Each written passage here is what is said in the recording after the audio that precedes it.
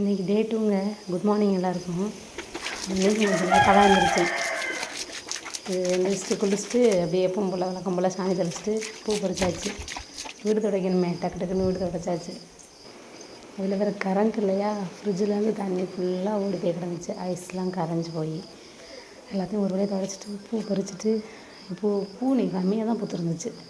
இந்த பூ நந்தியாவட்ட பூ வந்து மழை பெஞ்சாலும் அதிகமாக பூக்குது, இல்லாட்டா கம்மியாக தான் பூக்குது. அப்படியே பூ பறிச்சிட்டு அதை ஓரமாக வச்சுட்டு அப்படி முகத்தை ஒரு குட்டியாக ஒரு குளத்தை போட்டு விட்டு அப்புறம் பூ கட்டலான்னு போனேன். சரி ஓகே, அதுக்குள்ளே உருளைக்கிழங்கு அவிய போட்டுருவோம். இன்றைக்கி சப்பாத்தியும் குருமா வைப்போம்னு உருளைக்கிழங்கு வேக போட்டு குருமா பொரியெல்லாம் எடுத்து வச்சுட்டு வந்தேன். இதாங்க எங்கள் கிச்சன், அதாவது பழைய வீட்டு கிச்சன்.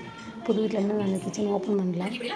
அப்படி சப்பாத்தி மாவு பிழிஞ்சு வச்சுட்டு இதாங்க எங்கள் புது வீடு, புதுசாக இருந்தது. இது பழைய வீடு, பக்கத்துலேயே இருந்தது பழைய வீடு. பூவையும் கட்டி முடிச்சிட்டேன், சாமிக்கு போட்டு எல்லாம் ரெடி பண்ணி வச்சுட்டேன். ஹஸ்பண்ட் எல்லோரும் பஜனை முடிச்சுட்டு வந்து வீட்டில் உட்காந்து பண்ணிட்டுவாங்க. அவ்வளோதாங்க. இதே எங்கள் வீடு சுற்றி இருக்குது. இது பழைய வீடு, இது புது வீடு. இது ஃபுல்லாக செடி மரம் இருக்கும். அவ்வளோதான். பாய், நெக்ஸ்ட் வீடியோவில் பார்க்கலாம்.